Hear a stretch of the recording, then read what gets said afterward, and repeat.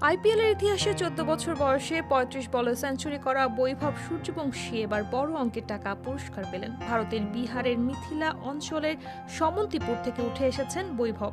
আইপিএলে গুজরাট টাইটান্সের বিপক্ষে রেকর্ড করা সেঞ্চুরির পর তাই তো পুরস্কৃত করতে ভুলেনি বিহারের মুখ্যমন্ত্রী নীতিশ কুমার। 14 বছর বয়সে রেকর্ড করা সেঞ্চুরির কারণে 10 লাখ রুপি পুরস্কার দেন মুখ্যমন্ত্রী।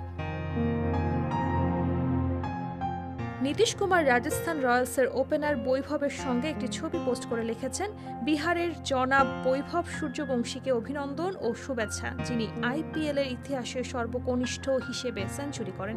নিজের প্রতিভা ও কঠোর পরিশ্রমে তিনি ভারতীয় ক্রিকেটের নতুন আশা হিসেবে আবির্ভূত হয়েছেন। আইপিএল এ দুর্দান্ত পারফরমেন্সের পর ফোনেও তাকে অভিনন্দন জানিয়েছি। বিহারের তরুণ ক্রিকেটার জনাব বৈভব সূর্যবংশীকে রাজ্য সরকারের পক্ষ থেকে 10 লাখ রুপিও দেওয়া হবে। আশা করি বৈভব ভারতীয় দলের হয়ে ভবিষ্যতে নতুন নতুন রেকর্ড করবেন এবং দেশের গৌরব বয়ে আনবেন। গুজরাটের বিপক্ষে 209 রান তাড়া করতে নেমে 11 ছক্কা ও 7 চারে 38 বলে 101 রানের ইনিংস খেলেন বৈভব। 35 বলে সেঞ্চুরি করে আইপিএল এর ইতিহাসে দ্বিতীয় দ্রুততম ভারতীয়দের মধ্যে দ্রুততম সেঞ্চুরি রেকর্ড করেন বৈভব। আইপিএল এ তো বটেই, স্বীকৃত টি-20 ইতিহাসেও সর্বকনিষ্ঠ সেঞ্চুরিয়ান এখন বৈভব।